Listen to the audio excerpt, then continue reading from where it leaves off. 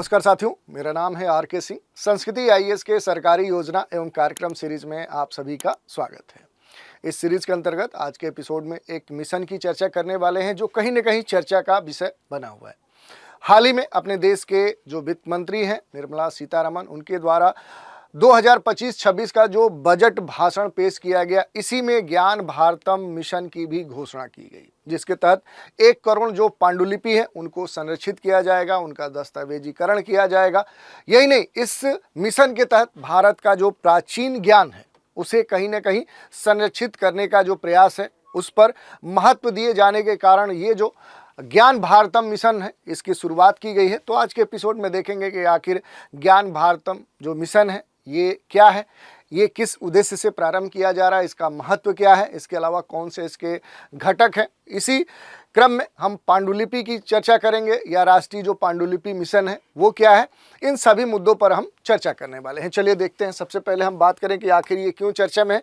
तो पहले ही हमने देख लिया कि इस बार के बजट भाषण में अपने देश के जो कह सकते हैं कि केंद्रीय जो वित्त मंत्री निर्मला सीतारमण है, उन्होंने खास तौर पे अपने बजट भाषण में ज्ञान भारतम मिशन की चर्चा की। केंद्रीय बजट 2025-26 में ज्ञान भारतम जो मिशन है इसकी घोषणा की गई और इसके तहत ये कहा गया कि लगभग 1 करोड़ जो पांडुलिपि है उनको संरक्षित किया जाएगा, उनका दस्तावेजीकरण किया जाएगा और इसके द्वारा कहीं ना कहीं जो भारत के प्राचीन ज्ञान है उनको संरक्षित करने का प्रयास किया जाएगा। तो इसी कारण से ये जो मिशन है ये चर्चा में है। थोड़ा सा इससे जुड़े हुए जो कुछ महत्वपूर्ण बिंदु हैं उन पर हम बात करते हैं। तो देखिए, केंद्रीय बजट में जो पांडुलिपि है उनके लिए कहीं ना कहीं इस नए मिशन की घोषणा की गई है, ज्ञान भारतम मिशन।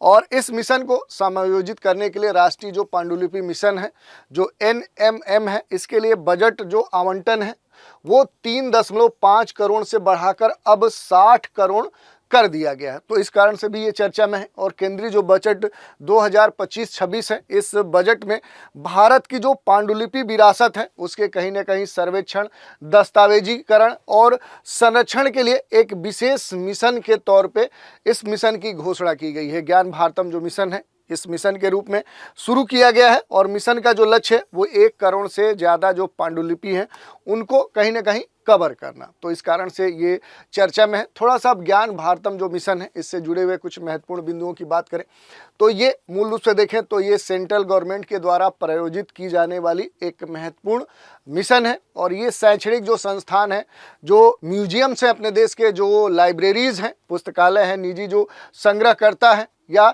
उनके पास जो भी भारत की पांडुलिपि विरासत उपलब्ध है, तो उनके सर्वेक्षण, उनके दस्तावेजीकरण, उनके संरक्षण के लिए खास तौर पे ये जो विशेष मिशन है इसे संचालित किया जा रहा है। अगर हम बात करें कि आखिर इस ज्ञान भारतम मिशन का उद्देश्य क्या है, तो देखिए उद्देश्यों की चर्चा करें तो 1 करोड़ से अधिक जो अपने देश में उपलब्ध पांडुलिपियां हैं उनको कहीं ना कहीं इसके तहत कवर किया जाएगा और उनकी जो स्थिति है उस पर कहीं ना कहीं उसके संरक्षण, उनके दस्तावेजीकरण का प्रयास किया जाएगा। इसमें पुरातात्विक जो अभिलेख हैं, संग्रहालय है, पुस्तकालय है, निजी संग्रह पोर्टफोलियो है, इनके पास जो भी मौजूदा भारत की विरासत का जो आंकड़ा है उसको कहीं ना कहीं सर्वे उसका किया जाएगा, उसे कहीं ना कहीं डॉक्यूमेंटेशन के स्तर पे लाया जाएगा, उसका कंजर्वेशन किया जाएगा, संरक्षण किया जाएगा। तो ये बात कही गई है। यही नहीं, इसके तहत 1 करोड़ से अधिक जो प्रतिमाएं हैं उनको भी कहीं ना कहीं कवर किया जाएगा। मिशन को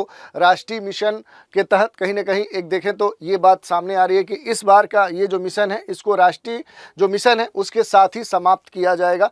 इसके अलावा देखिए, इस ज्ञान भारतम मिशन के अगर महत्व की बात करें कि सिग्निफिकेंस क्या है, तो इस मिशन के तहत कहीं ना कहीं जो भारतीय ज्ञान संस्था है उसके एक राष्ट्रीय डिजिटल भंडार कह सकते हैं कि एक जो स्टोर है वो उस तौर पे इसकी स्थापना की जाएगी। और ये भारत का कहीं ना कहीं पहला एक विशाल विरासत को सुरक्षित करके प्राचीन जो भारतीय ज्ञान है उसको जो मॉडर्न कह सकते हैं एजुकेशन है, जो आधुनिक शिक्षा है उसके साथ, प्रौद्योगिकी के साथ कहीं ना कहीं इंटीग्रेट करने का एक कहें विकसित दृष्टिकोण के तौर पे इसे देखा जा रहा है। इससे कई सारे घटक हैं। जैसे अगर हम बात करें तो ज्ञान भारतम मिशन का एक प्रमुख जो घटक है वो भारतीय ज्ञान प्रणाली का राष्ट्रीय डिजिटल भंडार है, ये बात कही गई है। और इसके बारे में ये कहा जा रहा है कि ये ज्ञान साझा करने के लिए एक प्लेटफॉर्म, एक मंच के रूप में काम करेगा। इससे क्या होगा, तो भारत के जो पारंपरिक ज्ञान है, जो ट्रेडिशनल नॉलेज है, उसको कहीं ना कहीं डिजिटल स्तर पे लाया जाएगा और उसे कहीं ना कहीं सेंट्रलाइज करने में मदद ये प्रदान करेगा। इसके अलावा देखिए, ये दुनिया भर के जो रिसर्चर हैं, जो शोधकर्ता हैं, जो छात्र हैं, जो अलग अलग अपने देश में स्थित जो इंस्टीट्यूट हैं, उनके लिए ये जो अलग अलग कह सकते हैं कि क्षेत्रों में फैले हुए इस तरह के जो ज्ञान, प्राचीनतम ज्ञान के स्रोत हैं, उनके लिए ये उपलब्ध कराएगा। तो ये इसका कह सकते हैं कि महत्व है। इसके अलावा देखिए, पांडुलिपि की जो चर्चा आ रही है कि आखिर पांडुलिपि है क्या, तो देखिए, पांडुलिपि के बारे में ये कहा जाता है कि ये कागज या छाल कह सकते हैं कि जो वृक्ष होते हैं, ट्री होते हैं, उनके जो बाहर का कवर करने वाला जो पार्ट होता है उसे छाल कहते हैं।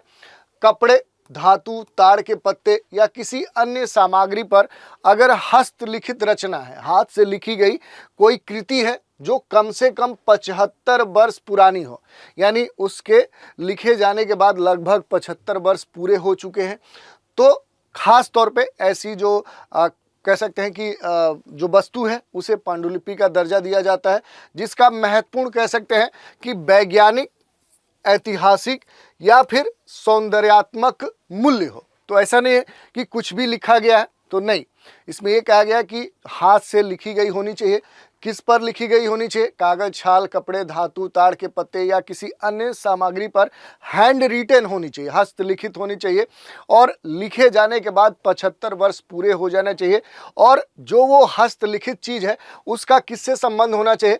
तो किसी भी वैज्ञानिक कह सकते हैं तथ्य या इस तरह के किसी भी साक्ष्य से होना चाहिए, ऐतिहासिक कोई संदर्भ होना चाहिए, या कोई सौंदर्यात्मक, यानी जैसे कोई कृति बनाई गई है, जैसे आर्ट, क्राफ्ट, इस तरह की चीज़ें आप देखते हैं, तो उसे क्या बोला जाता है? उसे पांडुलिपि कहा जाता है।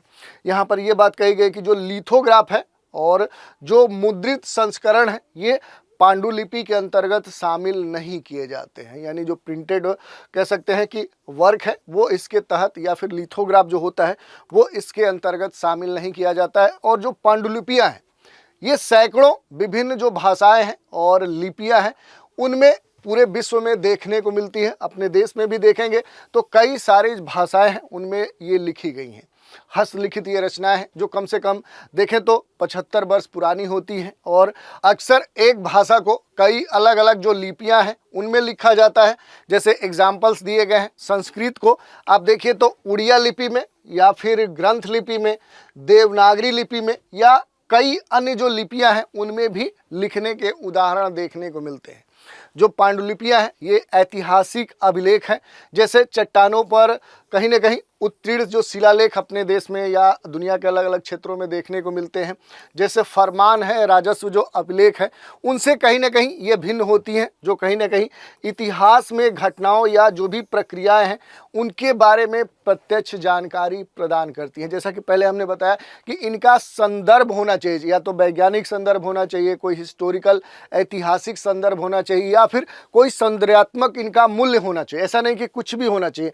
तो ये बात कही गई कि इनसे ये भिन्न होती हैं। इसके अलावा देखिए, जो पांडुलिपि है इसमें ज्ञान का अथाह भंडार होता है ये, और कहीं न कहीं इसी को ध्यान में रखते हुए ये बात भारत सरकार के द्वारा की गई है कि अब इनका डॉक्यूमेंटेशन किया जाएगा, इसके लिए सर्वे किया जाएगा और इनका संरक्षण भी किया जाएगा। तो ये महत्वपूर्ण है, इसीलिए ज्ञान जो भारतम मिशन है ये स्टार्ट किया गया है। और इसमें एक और महत्वपूर्ण बात है, राष्ट्रीय जो पांडुलिपि मिशन है इसके बारे में भी थोड़ा सा देख लेते हैं। ये जो मिशन है ये वर्ष 2003 में कहीं न कहीं जो 10वीं पंचवर्षीय योजना है उसके दौरान प्रारंभ किया गया था, इंदिरा गांधी राष्ट्रीय कला केंद्र के द्वारा। और संबंधित जो मंत्रालय था वो संस्कृति मंत्रालय इसके लिए कहीं न कहीं नोडल एजेंसी के रूप में काम कर रहा था। इस मिशन का आखिर उद्देश्य क्या था? तो देखिए, प्रत्येक पांडुलिपि और पांडुलिपि जो संग्रह है उसका दस्तावेजीकरण करना, पूरा जो पसाड़ है उसको आधुनिक और स्वदेशी परंपराओं से संरक्षित करना, और संरक्षकों की एक नई पीढ़ी को कहीं ना कहीं ट्रेनिंग प्रदान करना।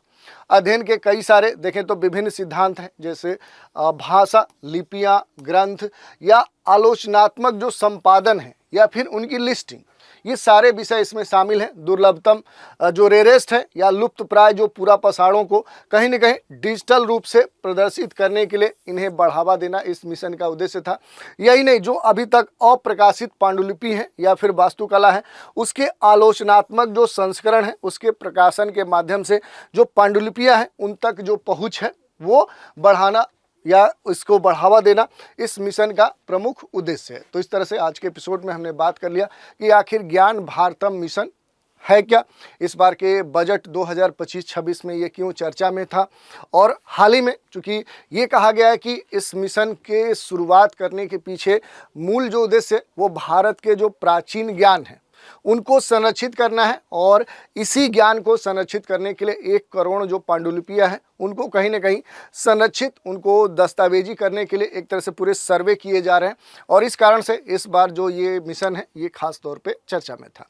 तो इससे जुड़े हुए जो भी अहम पहलू थे उन पर हमने चर्चा की। तो आज के एपिसोड में इतना ही। इसके अगले एपिसोड में एक नए योजना के साथ फिर मिलेंगे, तो आप सभी हमारे साथ बने रहें। इसके लिए धन्यवाद।